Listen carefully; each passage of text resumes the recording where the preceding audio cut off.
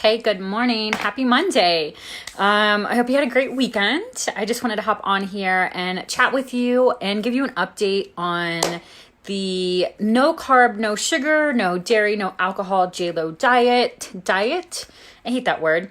I wanted to give you an update on how I was doing with it and how I pivot during the summer, how I'm pivoting with social situations, and how I'm also making it sustainable. So really quickly, I'm Sarah, coach and founder at Find Your Strong with Sarah, health and nutrition coaching. Sorry, I was like reading an email behind you, which I'm going to close because they're distracting. Here at Find Your Strong, we are all about tearing down the facade that fitness and nutrition is time consuming and complicated with sustainable, effective, efficient, real strategies and solutions for the body and the mind and the nutrition. So that being said, about a month ago now, I started partaking in a very unsustainable approach to nutrition by experimenting with a 10-day JLO, no carb, no sugar, no dairy, no alcohol lifestyle shift. So we all know how that went. We've been talking about that. We've been sharing about that. Now I want to fast forward into current day where it's been about 3 or 4 weeks and I've had camping, I've had social situations, I've had these environments that have shifted me out of my comfort zone into places where I've had to make decisions on when and where and how I'm going to engage with alcohol, carbohydrates, etc. So more or less, the way that I'm handling this nutritional approach is Monday through Friday, I really manage no carbs. I'm just doing a ton of fresh fish, lean proteins, a lot of vegetables, and moderate amount of fat. So lots of lettuce and tomatoes and bacon and egg, turkey bacon breakfast sandwich wrap, lettuce wraps. Big salads with like now a lot of fresh white fish and tilapia and salmon, or even like ground turkey, ground beef, etc. My snacks are sometimes nuts and snacking cherry tomatoes, carrots, vegetables, peppers, even just a whole bunch of sauteed zucchini and squash and asparagus. And then dinner is kind of like a bigger meal with protein, maybe some ground or lean beef with lettuce wraps, tomatoes, guacamole. And I am doing some dark chocolate in the evenings just because I'm like a through and through sweet person, so I can't go completely without it. Now, so that's really Monday through Friday. I really am trying very responsibly and consciously to not drink during the week. I do have a weekly Wednesday evening of volleyball that is proven to be a bit of a sore spot in terms of not consuming alcohol, if even just a drink or two. The good news though, is I've been drinking no carb, no sugar, 80 calorie drinks. So I'm still staying within my goal of not drinking carbs and not eating sugar, even though it is alcohol. So that's kind of nice to be able to have that option. Excuse me. Now, what I have discovered is no carb, no sugar, no alcohol, no dairy, 24/7 for a month on end is just not sustainable for me. And a lot of people I know it's not sustainable. So, and it's also really, really challenging to make gains in the gym, meaning I'm all about efficiency and effectiveness in the gym. So I'm there 4 days a week and I have to go hard because I'm only there 4 days a week for a half hour. The workouts need to be good. They need to be worthwhile. So that's really hard to push on a no carbohydrate diet because food is fuel. Carbohydrates are fuel.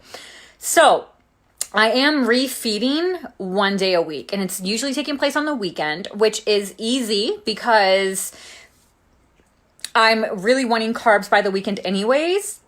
So I'm doing like a protein banana pancake or two on one of the weekend mornings. So Monday through Friday, I really use as my time to refocus and shift and stay as consistent as possible. And on the weekend, I do have a refeed day. Now, the weekends, it doesn't mean that it's like a free for all. So this is something that is a nuance with this kind of approach. we should be doing our best to maintain the lifestyle as much as we can on the weekends. You just saw I was camping. I prepackaged a ton of food that I normally eat at home and brought with me camping so that I could stay as in alignment with this as I could while camping. And it was really successful. I actually had a very few amount of beers and ended up with leftover beer in my cooler that I brought home with me, which has never happened. But I felt good about it, and I was really, really active, so I couldn't really get a lot of alcohol in me. So I've noticed that the 1 or 2 weekends in which I'm really lax, I have a very hard time getting back into the focus on Monday. And I don't really like the big shift of on and off. And a lot of people don't like it. It's time consuming. It makes things complicated. And then we're really beating ourselves up because it can take a couple days to ramp back into this lifestyle. So the more consistent and sustainable we can be with it, the better it's going to be, the more results we're going to get for it, the better we're going to feel, and the clearer it is to us that that is a healthier way for us to eat and live, and therefore it becomes a feed-forward cycle that we want to do it more and more and more. So, that being said, I did have a protein beer that had 15 grams of carbs, 150 calories, and 2 grams of protein last night, followed by a glass of red wine. Did not feel super good about it physically this morning, so really trying my best to not drink this week.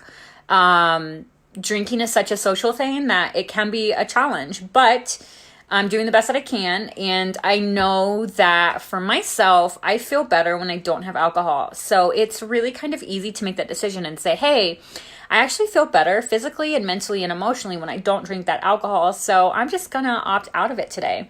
I wanted to give you an update on that. The sugar thing falls into the carbohydrate refueling on the weekend. I have allowed myself in the past month, I've had 2 bags of candy, and most of them happened last weekend when I was camping. I definitely needed some Starburst when I was hiking because I was fucking dying. And I needed that sugar really bad. So that's the first processed sugar I've had, candy-wise, more or less in the month. Now, full disclosure, I was eating some variation of processed sugar on a daily basis in terms of a gummy bear and my Greek yogurt, etc. I also have eliminated Greek yogurt except for when I've camped, and then maybe once or twice throughout the week. This week, I'm really trying to get back to no Greek yogurt, just because it has 6 grams of sugar in it and it's dairy. So I would really like to take a break from that and get back into feeling really, really, really efficient. So my focus is to have my energy really high. My focus is to have my mental clarity sharp and to attack. My focus is to be rejuvenated and full of energy and clear-headed. And my actions that align with that are my nutritional choices. So as many vegetables as possible every day. Each time I eat, half of my plate is full of veggies. Sticking with that at every meal. And it's not about, I was talking to a client about it this morning, it's not about what we take out of our diet, because eventually we're tired of just removing and removing and removing and taking this out and taking this out and not having this. When it comes to nutrition, it's about what can we add in? What can we bring into our diet? And then what do we need to rearrange to make space for this new thing? So I've wanted to bring in a lot of new vegetables. So what can I remove to make space for all these vegetables? Because you need to physically be able to eat them. And so you need to clear certain things out of your nutrition, out of your diet. For me, it's been a lot of processed carbs. So, sure, there are certain things I miss. Some people ask about that. People are really interested in this no carb, no sugar thing. I've got to tell you, my physique has transformed significantly, especially around my stomach. It's a lot leaner. I have a lot more outline and definition. I feel tighter in my belly. And so aesthetically, that's been a really easy response for me. But I'll disclaimer that by saying I am a little bit leaner muscle mass and physique as a result of over a decade of lifting weights. And so I can respond a little bit quickly to any sort of change with diet, which is great. And it's something that any one of you has to look forward to. The more time that you put in, oh my God, like if I could just fucking... Actually, I never had to shake myself 10 years ago because I knew I would always just keep lifting weights. Like I didn't care if it was, going to be an obsessive compulsive approach that I would be doing or whatever. I just always kind of knew that once I started doing it, I wouldn't stop doing it. But if I could shake people right now that aren't fucking consistently lifting weights and tell them and ask them, like, what are you doing? First off, you are not taking care of the most valuable thing that you have in your life, which is your fucking body, people. Like, we don't understand until we get injured or until we're laid up, until we throw a back out, until we pull a muscle, until we tear an ACL or we've done something to our meniscus. Like, and we are incapable of using our bodies. If we do not strengthen and maintain that physique when we are in our health, it will not be there to carry us through any injury or illness that we encounter. And I guarantee you, we will be encountering plenty of those in our lives. So if I could just continue to shake one thing into people, and I know that this is coming off of my nutrition talk and I'm ranting about fitness, we need to be lifting weights 3 to 4 times a week. 3 is minimum. 3 is a maintenance mode in the strength and conditioning industry. 3 times a week is a maintenance program for muscle mass. 4 times a week is going to push you a little bit forward. 5 times a week is like epic. You're going to fucking be shredded. 4 times a week, 30 minutes a day. I want everybody watching here to understand the significance of lifting those weights. Resistance training reduces the effects of aging on a cellular level by 10 years. So cellularly, you're going to be younger, you're going to be tighter, you're going to have more collagen, you're going to have more lean muscle mass. We want to age as lean as possible. We want to go into our 40s, our 50s, our 60s, our 70s with as much lean muscle mass as possible to decrease the chances of disease and illness. We do that lean muscle mass advantage by increasing our lean muscle mass through resistance training and a healthy diet. Like everyone likes to go out and have a good time and like have a great weekend and go splurge and enjoy yourselves. But what happens is that turns into a lifestyle for a lot of people, and we don't realize how bad we physically feel until we change it. And unfortunately, it usually takes a catastrophic event for people to change, and it is usually a comprehensive sweeping of change, which becomes very stressful and unmanageable long term. It's unsustainable. So we go back. And what I really want is for people to grasp that it's a lifestyle and it has to be sustainable, which is why I started this video talking about the shifts I've used over the past month to maintain and sustain a very low carbohydrate, no alcohol, no dairy, no sugar, no processed sugar diet. Because the effects of that lifestyle are magnificent. And, I feel amazing and I have high energy and sharp mental clarity, no fog, no energy drops, very little caffeine needed throughout the day at all anymore. And my energy stays the same the whole time and it's high. When you're eating a lot of carbs and you're eating a lot of sugar, you have a lot of energy drops and nobody wants to deal with that. And how liberating is it to know that you can control that simply by fucking eating something different? Like the power to change the way that you feel and show up in your life is literally in your hands and in your body. And all you have to do is make that decision. And then, of course, you need a plan. You need a framework. You need to know what you're going to do and how you're going to do it so that you can be really specific and straightforward with your approach and you're not just flailing all over the place, so that you can see the benefits and then continue that cycle to stay in that moment. Which is why people hire coaches. Honestly, this is my job. This is a complicated process. If you don't know what you're doing, you don't want to be out there just throwing darts in the air and hoping some of them land on your target. You need to be very specific with your approach so that you can get the results you're after. Hire a fucking coach. Like, stop trying to do this on your own.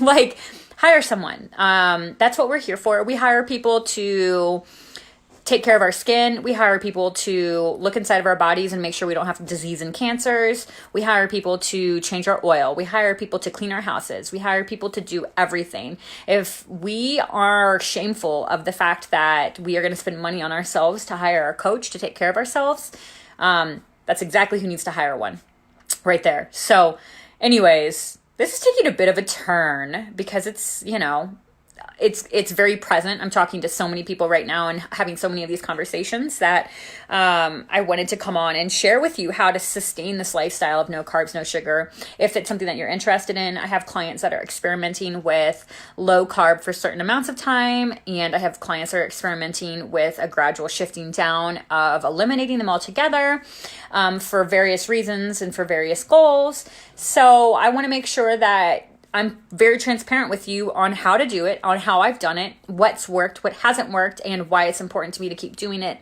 And then through that, I hope that I inspire you to take action for your bodies. I hope I inspire you to see the way that you've been living and feeling. And if it's not fucking epic, how can we shift that? How can we shift subtle things in your lifestyle to make you feel and show up epically, like with your energy, with your body, with your mindset, with your life, your vehicle? Your body is your vehicle. And if it's not serving you in epic ways, let's change that. Like, it's not meant to be that way. Like, our bodies are meant to be, all that we need to get through our life physically. And if it's not taking you physically where you want to go, mentally, emotionally, clarity, productivity, if it's not doing that for you, then that doesn't have to be the norm. That doesn't have to be something you just accept as is.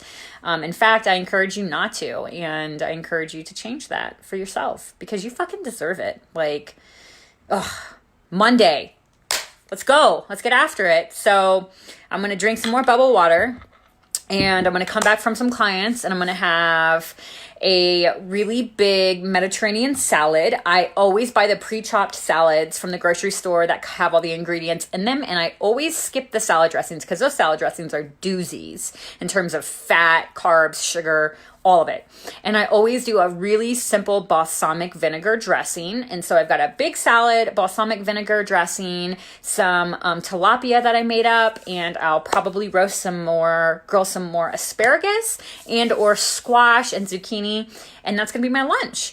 And then I'll probably replicate something very similar to that for dinner. Otherwise, I'm going to make some fajita meat that I have from Pastor Provisions.